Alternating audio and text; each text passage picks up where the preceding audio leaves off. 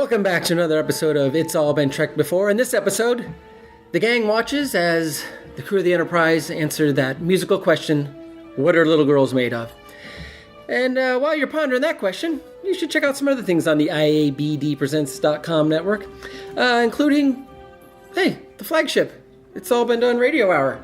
It's a new twist on the old radio serials. It's funny, it's modern, and you're going to get all your favorites. So check that out, and even more so, check out the live show every month at Mad Lab. The next one is on March 11th, and that's at 5:30 at Mad Lab, and you can get the tickets at madlab.net. Also, another show to check out, the Oscars Are My Super Bowl. I know you're thinking, hey, didn't the Oscars just happen? Yes, of course they did. They did just happen. But they're going to do another one next year. And now's the time to get in there on the ground floor so you can start seeing the movies. They're going to be nominated for next year. Amanda will take care of you. She knows what's going on. Listen to her and she will set you straight and you will know what's going on next year. But right now, sit back, relax, and when this is done, you will know the answer to the question, what are little girls made of? Welcome out to another episode of It's All Been Trekked Before. We are your regular hosts. Go ahead, introduce yourselves. I'm Steven. I'm Amanda. And I'm Jimmy-Jerome. Jimmy-Jerome. So, today's episode that we're here to discuss is, what are little girls made of? Jim, you hated this. Yeah. We can't start anywhere else with that. No, your disdain was palpable. So, to me, nothing about this episode made the slightest bit of sense. So the androids on the planet, let's go point by point. Because I can't just list everything that I dislike about it because there's many points I'm sure we may will dive discuss. back into those, Yeah. So instead of just listing, let's start with the first thing. So the backstory of this planet is that the people that live there made android versions of themselves who then decided they were better and so killed the humans. I don't know that it was necessarily android versions of themselves. That's what it seemed like. And the androids were copies of people. They had to put them on a little spinny thing. Yeah, But whether they were copies or not, even though I think they probably were, where are all those androids? Why is Rock the only one left? He said they started turning off all of the old androids and destroying them. The people did, right? And then they killed all the people. So where are all the androids? He's the last one because he's the one that decided to save himself and kill all the people. The equation. So they killed all the androids, and then he killed all the people. Yeah. I think, this time Amanda and I are explaining the things. Okay. From the Different. Please help me feel better about This is this. because this is a broader sci-fi theme that I think I've seen a lot. Yeah. Maybe unlike the Terminator movies where the Terminators, as is going to happen, we know that the machines are going to get us. But in this instance, maybe it was a draw. They all killed each other. Except for the androids one by one. Yes. Yeah. Because that made sense to me because... I'm not saying this was my favorite episode or anything, but that did make sense because it was the whole point that the android was starting to, it wasn't just being programmed, it was having its own individual thought of self-preservation. I got that. I just thought there'd be more of them than just him. See, I wasn't surprised that it was just him because oftentimes... Especially because he's so easily able to overpower all the how long has he been around? And he couldn't remember that, which is another thing I had a problem with. Well... Although, that one I guess you could explain by saying the androids' thought patterns were based on the person they were modeled after. Right. And Roger Corby, when he was trying to say, I'm not just a machine, give me equations, I'll prove it, meaning he can't just think like a computer. Although, for some reason... Andrea was a computer, but all the other people were fully realized individuals. Andrea's also the other one that was where's the copy of her? How did they make her? Well, no, that's... And she was left from not Rock's just time, her, too. but Brown. Both of them. What happened to the original Andrea and what happened to the original Brown. But we knew there was a Brown that was supposed to be there with Corby, because Christine talked about being an assistant, but she seemed totally confused why Andrea was there. There was no Andrea in their party when they left, so where did she come from? No, my thought is more... She just said Roger never mentioned an Andrea. That's what I took from it. Really? Yeah. See, I thought that was... Because he was lying about her the whole episode. Because even at the end, you could tell. Yeah, he's like, oh. There had been something. She was programmed for more than. Oh, she was. She was even programmed to lie about how she was programmed. Right. Yeah. I got that, but.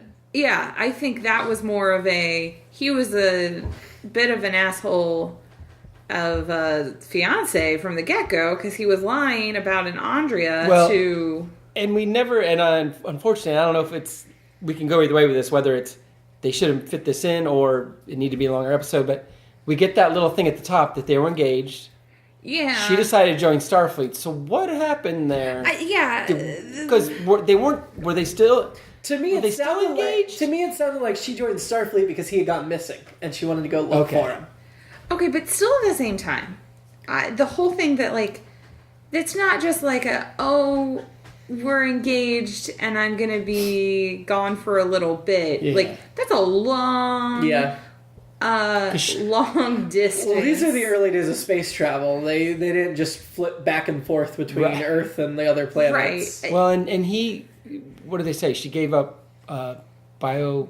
Yeah, to go serve on the starship and look for him. Okay. Yeah. Yeah, she gave up to go look for him, but at the same time, I still can't figure out how they got separated in the first place. Like, why wouldn't she have gone with him to be the research assistant? Because clearly he had been her professor at some point, right? Which is also a little shady. And now she's on the medical staff of the Enterprise. Of the Enterprise. Which so that's my first alternate show is the missing chapel years. Yes, what happened there? Yeah, and the new movies clearly aren't going to explain them because the new movies, they mention her in the Star Trek 2009, like McCoy references that she's there serving, but we don't see her. Yeah. And then in Into Darkness, they reference that she transferred off ship and left. And we never see her. But I'm like, why even like mention that character if you're never going to show her or do anything with her? Huh. Maybe they're just keeping it as like a backup at some point. I don't think so. I don't know. I doubt it, but right. I don't know. You guys have made me feel a little bit better about the premise on the planet. I still think the explanation's a little flimsy, but I get it now how it could be construed from a storytelling perspective. To me, there are better like android and human things out there. Yeah, I think it gets very muddy as far as the history, as far as what androids can and can't do, and I think that's because there's some lying going on on Corby's part. But how much of a... And he thinks of himself differently than he thinks of the other. And even though he's an android. Right. I guess, because he's an android, but is he just that version? Oh, that's right. They get all the memories and all that. Yeah. And he said he did a full transfer with him. Right. That's right. Yeah, I think that's supposed to be the key point. That's a good point. He did the full-on spinny thing. Andrea was just mouthy, so he did a partial and then threw her down the crevasse. You mean Andrea? Andrea, yes. I actually wrote it AHN. Well, the reason I remember it is apparently that's what my dad wanted to name me. And my mom was like, no one will pronounce it that way. They'll call her Andrea. And he was like, but that won't be her name. And my mom was like, no. So Andrea was played by Sherry Jackson. Yeah. Who was famous for Make Room for Daddy. Yes. Trouble Along the Way, The Adventures of Huckleberry Finn, a bunch of other stuff. She guested on like every TV show in the 60s and 70s. Okay. Yes, she sure did. Yeah. A couple episodes of Wild Wild West. Yeah. Okay, so... I liked her. Oh, yeah. I assume you guys liked her. I have no explanation other than she's hot. She's my new girl. Me too. I can't even justify it any other way other than when I was researching Mudd's Women, she kept coming up, and I'm like, oh yeah, I remember her. I can't wait for that episode. Yeah, I'm going to go ahead and put that in. Yeah, ridiculous non-shirted jumpsuit that's just barely covering her boobs. Well, and when they go down, I think, it's got to be cold down there because it's 100 below, above, or whatever. But she seemed fine. Well, they were inside. Yeah, so they must have. It's okay. They were near the molten... I do have... No, just kidding. No. I was just going to have to say, I mean, because I always bring up costuming on this. Yeah. That was under fashion as well. Yes, under fashion. Like, I'm trying to figure out, first of all, how the boobs didn't just, like, pop out a lot. Some really good taping job. Yeah, which at that point, I don't think they had the same kind of tape that they do now for things. So that... Walking very carefully. Oh, that would have hurt. Yeah. But no, more I was thinking, like, that seems like a bit of more of a risque outfit for 1966 than even the That's short what I kept thinking skirts. about. Yeah. Well, Because this show is big about skimpy costumes. I don't know if the sci-fi lets you get away with it or what, but yeah. But there was something about that seemed skimpier. I agree. She was just a machine, though, so it doesn't matter. Oh, that's right. Because I think it also had to do with like the way the jumpsuit thing in the back was also, there was a gap between the strap and like her back, which definitely left for a lot more to be seen. Oh yeah. And so I feel like even compared to like Mudd's Women, it was a lot more. Oh yeah. No, this is showing and skin. I mean, and it went really far down. I mean, you could see a lot. I think there are going to be costumes later in the series that push the boundaries even more. But I think this is one of the most we've seen so far. Yeah. Because I did listen to what you recorded with Barbara. Yes. And you know, she was making the point of like, oh well, at this time it was nice that women would be okay to wear this stuff. Yeah. I still think that was gender forward. That's the feminist movement right there. I still think there's some sexism going on. Andrea was one of the first to burn her bra. Clearly, that's why she does not have. Clearly, she doesn't need one. It just was interesting to me because I feel like everything else has been in like the shorter realm. Like, let's just. Speaking of which, I think Chapel's skirt was the highest we've had of any of them so far. I wrote not to mention the upskirt shot. I wrote it was not a school regulated skirt length because her hands were below the skirt. Yeah, and I don't know if it's just because her legs are even longer than hers, but it was just like. Wow, that's... about Andrea's outfit, though, I think they were clearly divided by ranking in the group, because if you noticed, Dr. Corbin, the blue-green thing, covered the same whole color. thing in just a little black, whereas his assistant, Brown had a thinner blue and green with more of the black shirt shown underneath it. No. And then she had even thinner. What so it was Brown... No. Rank. Brown and Andrea had the exact same outfit, just one had a shirt on and one didn't. Well, and then Kurt, you notice when he first put on Corbin's outfit, had the black shirt on underneath it, but then later it was gone and he unzipped it and was showing a little chest. Oh, I missed that because I was so distracted by how bad it looked on him. Well, he already got to do his nude scene in this episode. I don't know why he needed to show off the chest. There was some naked Kirk going on, and I had to wonder, how did he not throw up? Yeah, that was a lot. It was of a mannequin when it started spinning. I don't know. But there was. And how did that freaking machine work? Let me just. They could pull a lump of clay on there and then you spin it really fast. Jim, why don't you understand Android technology? I mean, come on. It really didn't make sense. You need to catch up on your. And I was trying to figure out what they were turning the dials, because the only thing that seemed to be happening was it spun faster. Yeah. But they were turning different dials at different times. Maybe it was like to be like, like. The toes are a little too long. Hurry, back it up. For the final phase, Ruck had to be the one to turn the lever. And how did Corby even know when it was done? He's like, okay, yep, go ahead and turn it off. And I'm like, how can you tell they're spinning? And he was already ready to go. Didn't even have to cool down. All that stuff. It was... And the whole Kirk, I'm going to, have this insult front and center in my brain and it's going to alert Spock. First of all, if he was an exact copy of Kirk's mind, he would have seen right through it because whatever. But then second of all, there was no point to him doing that because it's not like Spock came and saved him. Everything was already done before Spock showed up. So that was kind of true, but at the same time, Spock was there as a backup save if there hadn't been mutual destruction. I feel like that could have been that Spock had a story that got either cut for time or Shatner wanted to take more of the hero's lead. And one of the things I read was this is just more a review. They said it was. They didn't enjoy watching Kirk without Spock and McCoy to play off. Yeah. This episode was Kirk, Chapel, and the guest stars. Yeah. Yeah. A little bit of Spock and a glimpse of Uhura. She awkwardly hugged Chapel. And kissed. First interracial kiss on television.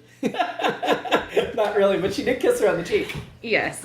Well, and did you also notice there were a couple of just random the background crewmen couple? Yeah. that were just oh, this is so sweet. But at least I was like, hey, look, another woman of color, at least. Exactly, At least somebody else. But there's your spin-off number 2. Uhura. I have several in this episode. Getting cocktails in the lounge with Janice Rand. Like Sex in the City style. Wow, Yeoman Smith is still just sitting in her quarters. So she's there too. There's 4 of them. Oh, okay. But she's the one nobody likes. Going back for a second to the upskirt shot. Yeah. That just seemed a little gratuitous. Oh, I didn't see anything. I couldn't make anything out. Yeah. And I was trying. It was believe quick. me. Oh. Yeah. It just seemed, I mean, okay, out of all of the crazy stuff that we've seen, and we're only, 8 episodes in? Yeah. I feel like that was just like, why all of a sudden? Other than to show, like, they're on a shot precipice? from inside the, But I feel like that was pretty well established. But, yeah. Yeah. I don't know. I don't know. I don't know that it was intentional, but they definitely knew it happened. I don't know that it was intentional either. I think they were just like, she slipped and, because the skirts are short, of course they're gonna... Of course we're gonna, okay. Yeah, I don't think the writer would have known that... Can't be avoided. Yeah. Yeah, the writer didn't write in, and then there was an upskirt shot of Nurse Chapel. Okay. Though if they did, I don't know. At first, I thought the set was kind of cool, and I know they just were going down the same spinny, winding thing, but with the penises hanging from the same. Yeah, with all the phallic symbols. Wait, and which red shirt? I stopped paying attention to their names because I knew they were going to die. Matt. By the way, 2 dead crewmen this episode. There was Matthews and Rayburn. Rayburn. Okay, so whichever the first one to die. I forget which one of you said, why does he need to touch everything? Because he was 4 years old. He was touching everything as they were walking. And that made me think for a second, is this going to be another, touch-based thing? Yeah, so this episode was kind of like the man trap meets the enemy within. I had... they're already repeating themselves? Yeah, man trap, and even the cage... yeah. I can see that. With the whole, his legs were broken, and all that stuff. So it was like, they just kind of threw everything in. They did. It was like they were serving up leftovers. Like, we don't have anything new. Here's what you got. Maybe they ran out of time for that stir it script. together and throw it. Yeah. Although it was written by Robert Bloch, right, who wrote Psycho. Oh, interesting. Yeah. He wrote this. He wrote Cat Spa, which is one I don't have a very high regard of. From memory, it's been a while. And he wrote Wolf in the Fold. Okay. He wrote 7 episodes of the Alfred Hitchcock Hour. And 10 episodes of Alfred Hitchcock Presents. Oh, there you go. Well, that would make sense if he... And I was just looking, he did a lot of Amazing Stories and all that kind of stuff. The pulp comics and stuff. Yeah. So he does kind of creepy stuff, which this was kind of creepy. Yeah. I'll give him that. Yeah. Okay, so I will admit, watching this really just made me want to watch Ex Machina. And and the television show that's an AMC BBC production, Humans. Yeah, that's a great show. Which is... way better version of this. Way better version of this. I feel like it deals with the exact same themes, but on a totally different But would level. that have happened had this not existed? No, that's true. Exactly. I don't credit all android sci-fi coming from this one episode of Star Trek. I was just making it. Yeah, there had to be a trend. There had to be something with the genre coming. They threw enough ideas out here, but they weren't executed quite. Well, I feel like this is also kind of a precursor to Data. I feel like because of androids in the original series, they wanted to explore that more fully. Right. And then also with the whole idea of feelings and stuff which we get more into later, whether it's with robots or whatever. Yes. There's more of that Kirk. Yeah, I feel like they just started teasing that now, but they're going to get more into that.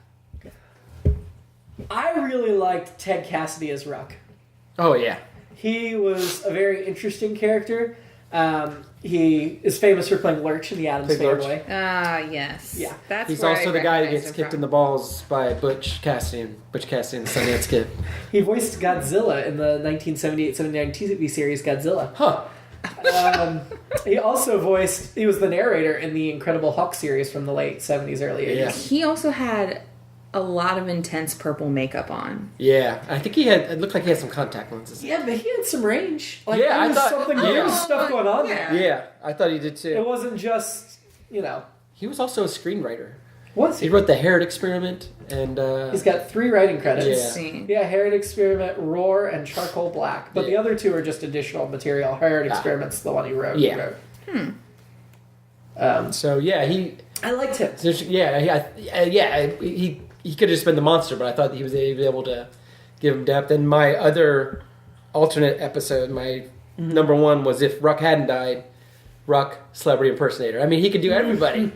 He could do everybody. That's true. Yeah, he didn't even have to hear them speak before he could impersonate them. Wait, I thought he Or did. heard them say like two In sentences. one sentence, you Yeah, could do anything. and then he got their whole speech pattern. It wasn't. He didn't have to like get every sound like the sophisticated computer programs of today to copy a voice. Have to get every sound. Well, with the I mean, phonetic chart. first of all, we're in the future, Jim. Oh, I know. And he was created in the past. I'm guessing. Right, but he was created by these A different civilization. different civilization that are apparently android geniuses. Yes. Ted Cassidy. Yeah, no, I thought even though this was Kirk, Chappell, and the guest stars, which was a little annoying because I wanted to see more of the cast, I thought the guest stars they cast were good. Yeah, I thought... Like, I liked Sherry Jackson, I liked Ted Cassidy, and Roger Corby, played by Michael Strong, I know that part was not always consistent and weird, but I thought he did a good job too, though. I enjoyed him. Yeah. He's famous for the movie Patton. Oh, I wonder who plays in Patton. He plays That's a great movie. Brigadier General Hobart Harbour. It's been a long time since That I've was seen made in 1970, so just shortly after this. I thought the episode starts out good with that first scene, other than the weird... Why is Chappell on the bridge? Just because... Well, that made sense, though. It did, eventually. Right, and they kind of bring that in towards the, you realize that's her fiance and stuff. Right. There is the awkward close-up of her, and where the camera zooms in on her boobs and then pans up to her face. Right after it zooms on the speaker, and I really wanted to zoom in on Mr. Spock right after that, because I felt like it was doing a pattern, and then it broke it. Well, I did like when Kirk asked Spock if he's alive, Yeah. And Spock, the obvious answer is, no fucking... Right, he just sort of like... And because we're just a couple episodes away from the episode where Chappell and Spock have the conversation about their emotions for each other. Whatever. Okay, which, if she was engaged, and part of her point of going on the Enterprise was to find the... She gets over him quick. I mean, he was Killer Robot. You gotta get over him. No. But I'm saying before... She was already coming on to hitting Spock. on Spock. These were aired out of order. Probably. I know they were aired out of order. I know they were. I don't know which... But I'm just... That's a fair question. What episode was that she was hitting on him? Naked Time. Naked Time? Mm-hmm. Let me look at the production order here. Because I mean, she was really coming on to him, and I feel like, because it was supposed to be like they were all acting like they were drunk, if she was pining for her... Well, but it's been a long time. She was lonely. The Corby-Chappell relationship, she mentions that he was her professor too. Yeah. Just to add another and Spock level. Has that professorial quality to it. Yeah. So she's. Yeah. So. We don't know how Corby, whether he took advantage of her or whatever, but either way, she was a student in his class. Production code for the Naked Time was episode 7, and production code for this was episode 10.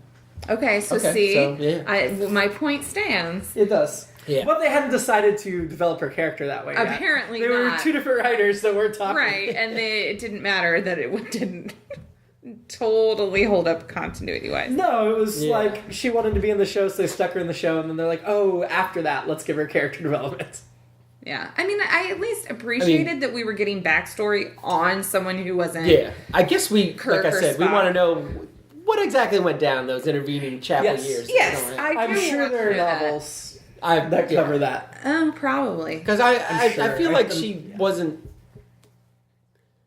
saving herself for her probably dead Roger Corby. Right. We know he wasn't, android or otherwise. Mm-hmm. No, he wasn't. He was dishonest. Yeah. But 5 years apart. They say if it's a different zip code doesn't count as cheating. If it's a different star system, I feel like he had a little bets loose. are off. Yeah, I just love that he was like, I could love you. It's still me. And then he immediately turns to Andrea. Well, you can't love anybody. You're a machine. And I'm like, so are you, dude. So are you. Yeah. But I think he might have the delusional of the real Roger Corby. That he's a little bit egotistical and just believes he's better than... Well, and there was also this whole thing about, like, love and trust, and somehow how that... Like, I feel like it was some sort of theme they were trying to do that didn't... I feel like they get into this later where Kirk always goes straight to the, what about feeling and love? And they need to, and then he confuses them with his love talk, and he was trying to do that when he was being inappropriate with her. And I think just to find out, because he was trying to find out if she actually was programmed, and she was. He finds out, I'm not programmed for you. It's like, oh. Right, which clearly means she was programmed for somebody else. Yeah, exactly. Yeah. Yeah, and there aren't that many people there. That cuts both ways. One, she's like, I'm not programmed for you. And then Kirk's got to be like, everyone's programmed for me. So there's something up here. That's when he for sure knew something was up. You're right. Well, and to his credit, she was kind of tempted to give in there. Yeah. She was real tempted by him, even though she was an android that was just programmed for a certain guy. Well, okay. And he's always got to give it at least a second chance. Oh, yeah. And then she says she wants to kiss him when it's Android Kirk, and he says no, and so she kills him. Which I didn't get that either. I guess maybe that was showing that she did have feelings, because then her next big scene is her coming on to Corby. Well, yeah, I think that was to show she has feelings, but I don't know. Yeah, because weird. Because real Kirk wanted to kiss her, so it would have made sense for him to say, I'll kiss you. Right, but she thought she killed real Kirk, so that's weird. That didn't make sense. Yeah. Like, I felt like there were some continuity issues. Her killing him was like you just rejected me, so I'm killing you? I think that's what was more supposed to be conveyed, was how she was. How dare you? See, but she was so convinced she killed the real Kirk. Yeah. Right, but that's the weird part. She did want to kill the real Kirk because because she thought that was the real Kirk because he rejected her. That's why she. I see what you're saying. You're saying so we're going back to she actually was having second thoughts. Yeah. Did like him, and then when he rejected her, bam. That's how I interpreted it. Yeah. She wasn't being as logical as she should have been. Right. She was just reacting. Then she realizes, that's not who, and then instantly she starts just showing like emotion towards. Well, Corby. She does have emotion towards the guy that sexually assaulted her 5 minutes earlier. I was like, at least it wasn't Janice Rand this time. No, but that scene felt so awkward. Well, like really uncomfortable. For better or worse, it was a means to an end. He was trying to get somewhere. See, when I say trying to get somewhere with it, not interfere. No. Although he probably would have. Yeah. The other men that have done it in the series, they've been in the wrong for sure. Yeah. This time I didn't blame Kirk because you're right. It was a robot and he was trying to do something. Yeah. True. So even though it was sexual assault, I did see this differently. Like, you can't sexually assault your toaster. Right. You can go through the motions, but you know what I mean? You can have sex with your toaster, but you can't sexually assault your toaster. To start using derogatory terms from Battlestar Galactica, you can't have sex with your toaster. Because they called the robots toasters to be racists in Battlestar Galactica. That was their derogatory racial slur. Freaking toasters. All right. But... so with that in mind, that he knew she was a robot and he was trying to mess with the programming, I still did not lower his heroism. Right. Yeah, I agree. Yeah. No, he was trying to find out more about Corby, and I still think if she'd have gone for it, he'd have sealed the deal. There's no doubt of it. And then he would have got pillow talk from her, which is an effective means of interrogation. Hey, it's worked for James Bond how many times? It's worked for James Kirk how many times? It's like his first move is to sex him. His second move is to talk to him. Because he talked to Ruck, and he got through to Ruck. Well, it is also But Ruck was wearing the flowery blouse, but it wasn't clear that he had boobs or not. So if the sex doesn't necessarily get him all the way through, then he's like, all right, now I gotta try and love talk them. Right. And then the love theme music starts playing. Yeah. Yeah. Do androids get pregnant? Do they dream of electric sheep? There's so many questions. Nice. Good reference.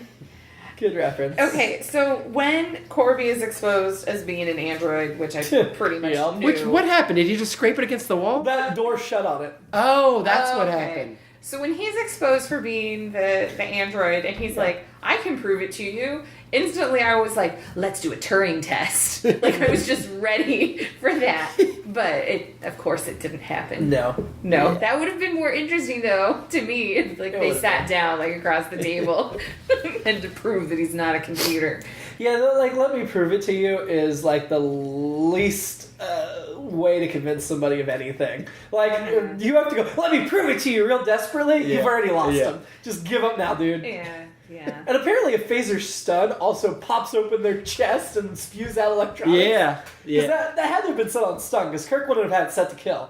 And it still created a hole and popped everything out, whereas when they set it to kill, it, But that's the thing. Got rid of them. Grabbed it from Andrea at that point, so I don't know that he messed with the settings. Well, that was his phaser, wasn't it? We're talking at the top of the episode. Yeah. At the top of the episode, that was Kirk's phaser because Brown was holding the disruptor on him.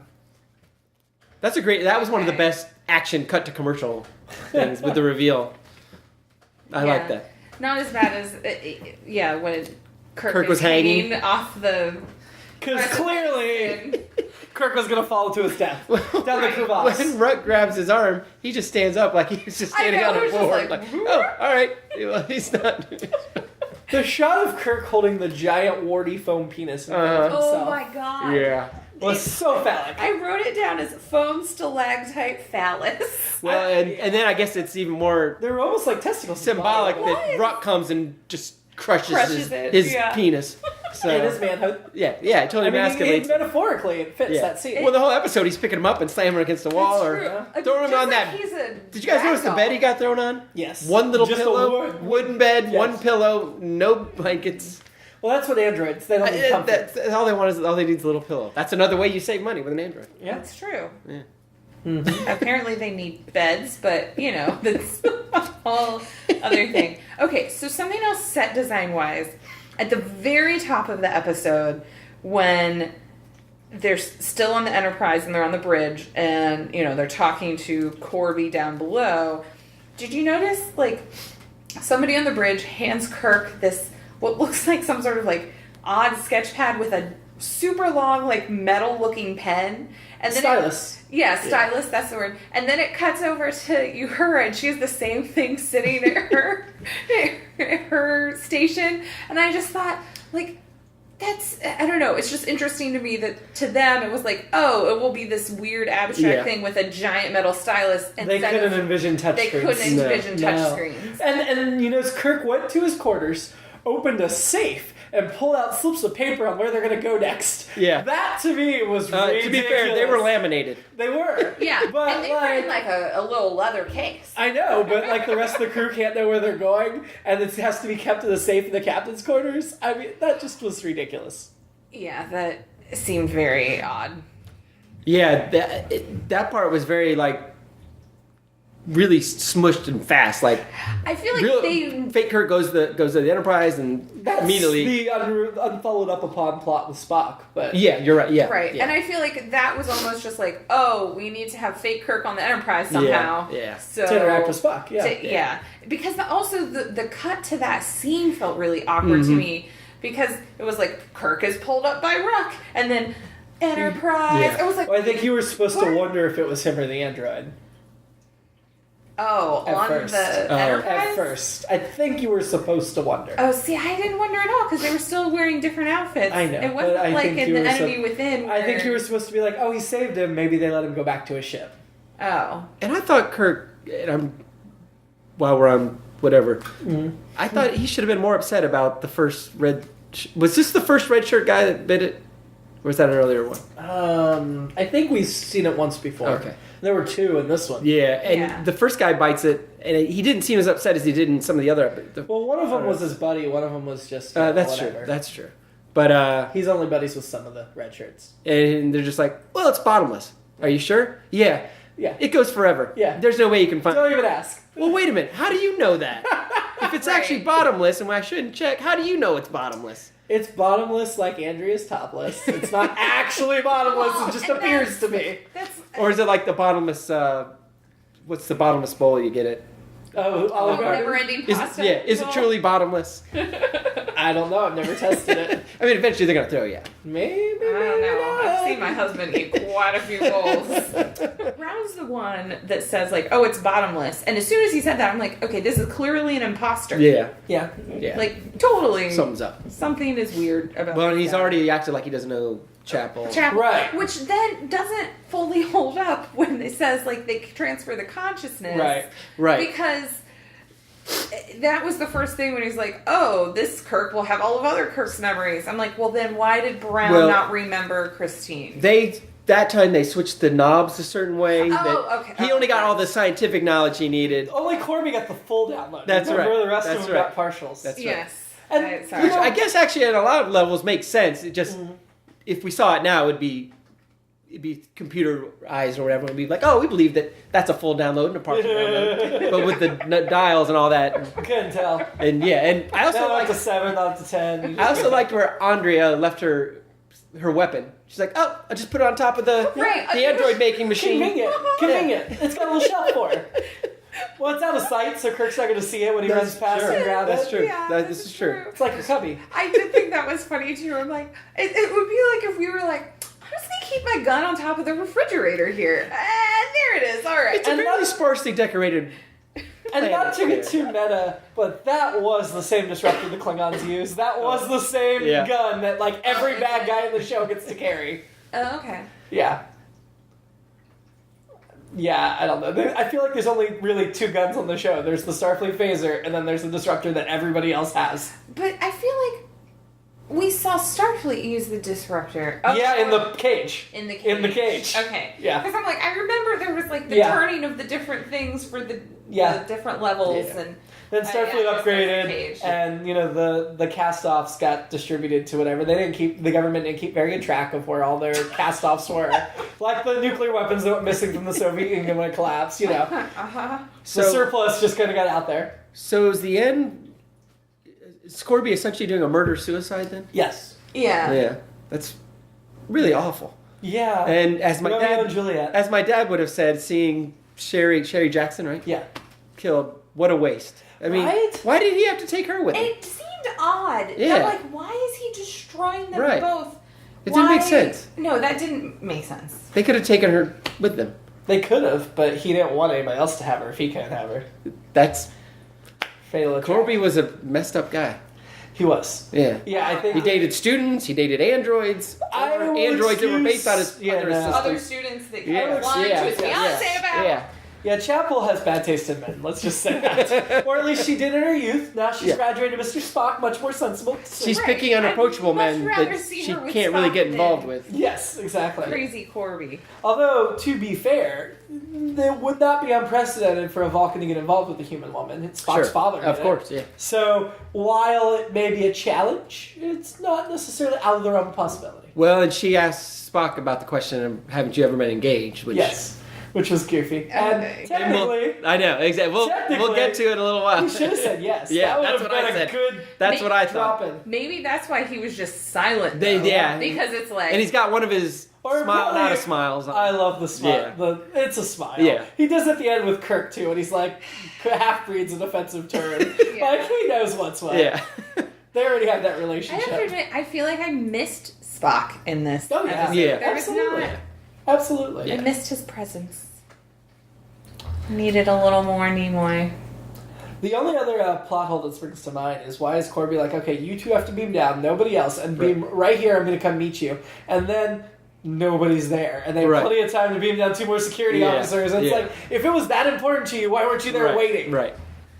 And I feel like Starfleet protocol should have probably been, you know what, let's not just go start walking around. We've never been here. Right. Not to mention, Spock, a science officer, probably should have been like, oh, let's do a scan of the planet, and it doesn't show any living things. Right. So that they've done that in other episodes. The caves were probably interfering with the scanners. Because they make mention of that kind of stuff in other episodes, too. That's true. They do. But you would think... I don't know. That just seemed... They were turning the knobs and it was messing with the scanners. Oh, okay. All right. I know. Andrea. There were some really bad stunt doubles in this episode, too. The shot with the 2 Kirks at the table was so good, and then they ruined it when second Kirk gets up and then leaves looking like a totally different guy. Why can they not get good body doubles for Kirk? If you're going to duplicate him much. In 1966, there were only 150 working actors in Hollywood. So. I'm just like, there had to have been, you could have gotten somebody that at least had the same physique. Like, Yeah. Really, both times that he's been duplicated. Oh, I know. Bad body doubles. I feel like they probably let William Shatner pick the body double. Oh, yeah, that tall, really nicely built guy, that's me. Probably. Yeah, you noticed his uniform shirt was looking a little tight this one. Yeah, I did. I was like, okay. If you're building a machine that makes androids, you got to cover the private parts. Absolutely. But if there was a woman in there, you don't have to cover her top. Yeah, why didn't we get to see Andrea in there? And why wouldn't he have made more than one Andrea? And maybe he did, but... He should have. He should have made like 6 of them. Yeah, maybe he did. They all put on the crevasse. If only... That's what Kirk should have been asking Ruck about. Where are the other Andreas? Yeah. How many other androids are there? Well, we didn't see Ruck go home in Ruck's apartment. There's a whole bunch of Andreas. Well, they're all smashed into a corner because he got mad at everyone and ended up picking them up and just throwing them into the corner. The crevasse is filled with dozens of Andreas. Yeah, it's just piled up. See, It's not really bottomless. No. It's like halfway full now. Because it'll be like a little trampoline, like, whoop. See, Kirk should have dropped a rock down there and just listened. Well, I felt like he listened to the guy fall. I guess. And there was no sound of him hitting the ground. Yes. You don't need to drop a rock. You drop the sweatshirt. Same thing. That's true. He did hear him scream, and then he stopped screaming. Although, if you hadn't hit rock bottom, would you keep screaming? Depends how hard you hit. Well, no, I meant if you were still falling. Yeah, if you it's would keep truly, screaming. I'm back on my bottomless thing. Yeah, he passed I'm really out. sticking it to him on this bottomless thing. He passed out. Oh, okay. On the way down. Had a heart attack, maybe. Yeah, he was scared. Okay. I mean, red shirts aren't very brave. As you well heart attack, I'll buy. You know, he could still be falling in theory. That's true. And if it's truly bottomless, he went all the way through the other side of the planet. And then he actually came shooting out, but then gravity caught him and pulled him right back in. And he went all the way back through. It's just... And Ruck just stands, reaches out, and catches him. It's an infinite loop. They actually landed back there safely, just as they were beaming up and left Right. and leaving. And that's the other spinoff. Yeah. And he pops back up. Guys, you left without me? And then he finds an Android. Then he puts it back. 2 of them. He finds 2. He finds 2. And the episode good. Okay, so clearly, Woosley and I have changed our answer for our woman of Star Trek. Yes. Which, as soon as she came on screen, I was like, I wish she didn't quite have the little sex kitten voice, because I don't like that submissive whatever. But from looks alone, you're just like, okay. She's gorgeous. Yeah, you got it. Beautiful. So we've both switched to Andrea. I know. There were no men that I could... Really? Ruck didn't do it for you? No.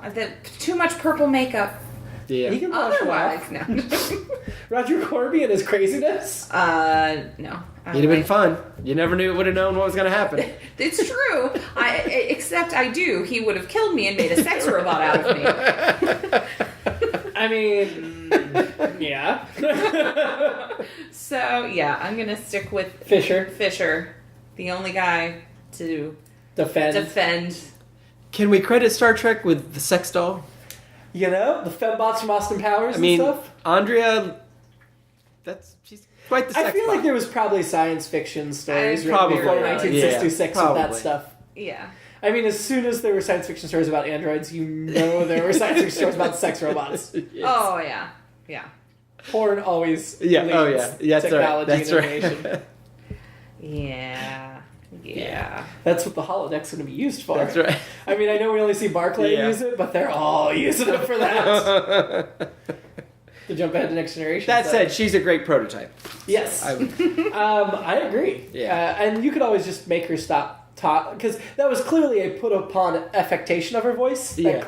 And you could just ask her to, hey, talk normally, and she'd be fine. Sure. Yeah. And she was a great. Well, we don't know if she was a great cook. So nobody ate any of the food she laid out. But it looked very appealing. Apparently, I wish she'd gotten upset about that. Yeah. But she's a robot. She wasn't programmed to get upset about it. Kirk took a couple bites. Oh, you're right. Real Kirk took. Yeah, real Kirk. He's like, you can't do this. Which okay, I don't have to. that scene, everybody knew that was Android Kirk, right? What? Yeah. Yes. Very obvious. Oh yeah. There's a lot of very obvious. Yeah. Yeah. Yeah. Well. Like I knew that Chapel was going to tell Ruck to not hurt Kirk because and that's why he saved him. Yeah. Yeah. Because Ruck sometimes listens to orders. When it's Until Kirk reminded him of the equation, which was, what was the equation exactly? Survival over is greater than I don't remember. following orders. Yeah, something like that. Sure. There's a lot of weird. Jimmy-Jerome was out by that. Yeah, it was just I'd signed off. No, you Done. had signed off by the point. I was 2/3 of the way through before I declared this episode is so bad. It was when it did the bad commercial break that I could tell you were done. Which one? Oh, the hanging from the hanging from the thing. Oh yeah, I was done by then. It was like commercial break, and you're just like you're just so done with it. I mean, okay, so overall, this was an enjoyable episode. The characters were enjoyable. I liked that. I liked the Andrea eye candy, made it more palatable. Absolutely. It was just, there were some plot holes and things. I would still rank this above Charlie's X. I would or Charlie too. X. What's the other one? Mud's Women is we have right above Charlie X. I might rank this above Mud's Women. Maybe. I feel like there's a really great episode in here, but it didn't come together. Yeah, I agree. It's much less than the sum of its parts. I'm not sure if I rank it above Mud's Women or not. The one above that's Enemy Within, and I'm definitely going to rank it below that. Yeah, Definitely absolutely. below Enemy Within. So we definitely have it below Enemy Within, above Charlie X. Does it go before or after Mud's Women is the question. That's... Ooh. I could go either way, but... I could too. Yeah. So let's make Amanda decide. I'm gonna... Ooh. That's a hard one. I know. I like when you were really talking about when we hard get the 41st episode. Oh, that's what Kirk said. I mean, purely going by the woman alone, it's better. Oh, absolutely. That's Andrea's the main reason I'd be tempted to rank it above. Sure. I guess I will go above Mud's Women Okay. because it's not as blatantly sexist. If that's your only guidepost. Is that I mean, that's the your title tiebreaker? is- Yeah, I guess that's my tiebreaker.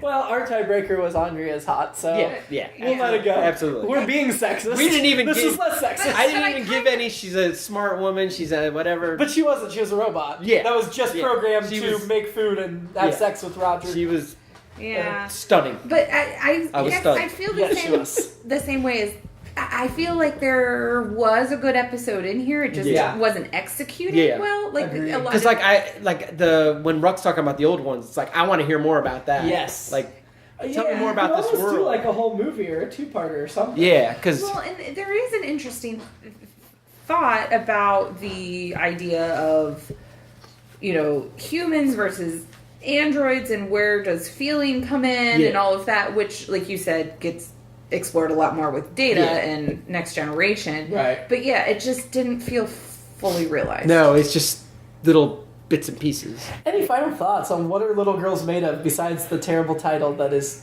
Yeah, sexist and betraying the sex robot twist before we see it? I almost feel like it should have been like named Frankenstein or something Frankenstein's instead. monster. We Yeah. robots. I mean, because the whole android creation scene was very Frankenstein, Yeah. like 1930s, Ish. not the book, but Right. yeah. Ish. Yeah. Yeah, the book. Well, no, I almost feel like that's why there were like the knobs and toggles and things, as it was a very But Andrea didn't have a hunchback. no, but Lurch did. Yeah. Sort of. Ruck. Underneath his big blouse. Who's the first guy that died? Who was the security guard? Was it Matthews? or- Matthews and Rayburn are the two characters. One I of don't them. remember the order. They're like Rosencrantz and Guildenstern. We don't know for sure if they're dead. And it also has. I'm going to stand by that. It also has, yeah. Just infinitely falling through the planet. It also says on IMDb that Lieutenant Leslie was in this episode uncredited. I don't remember seeing Lieutenant Leslie in this episode. Or Which hearing one him. is Lieutenant Leslie? He's just one of the Was random he- Enterprise people that we see very occasionally. Was he maybe part of the couple that was like, No. okay. They were a cute couple. Yeah. Then I think, I don't know that I have anything else other than it should have been named Frankenstein's monster or something like that. Not what are little girls made of? Because it really doesn't even make sense with the episode. No. It feels like one of those titles that was the writer didn't have any ideas, and it vaguely goes within the vein, so I'm just going to tack it on. Yeah. Wikipedia referenced the 19th century poem that it comes from. Sugar and spice and everything. Yeah. But that doesn't also Look, it's really hard to write titles. I can attest. It is very hard to write titles. And I guarantee you all of mine aren't winners. You know In what? fact, a lot of them are not. he got done with the book about Norman Bates, is like, let's just go Psycho. Let's just go simple. He nailed that one. He did. We'll give him credit on that. We'll give him credit on Psycho. Yeah. This one, maybe not as much. Not so much. Not as much. I did check. He did not write Psycho the movie. He's just credited as writing the novel. He read the novel. Yep. And you know what? He probably had a really excellent title, and Gene Roddenberry's like, no, let's call it What Are Little Girls Made Of? I did read, this is one of the episodes that Roddenberry came in and screwed with. Clearly. You know, Clearly. Yeah. Mm-hmm. Clearly. Yeah. That's probably where all the stuff that you're like, wait, that doesn't make sense, is he was like, let's do this, guys. You're probably right. I mean, honestly. I mean, I like and respect Gene Roddenberry a hell of a lot, but part of being a talented creator is knowing your limitations. The title, oddly, just always makes me think of Chapel, who is far from a little girl. Right. Yeah, she's not, and that's even, I mean, there's technically really only 2 female characters in this. Yeah. And neither of them seem like a little girl in any way. No.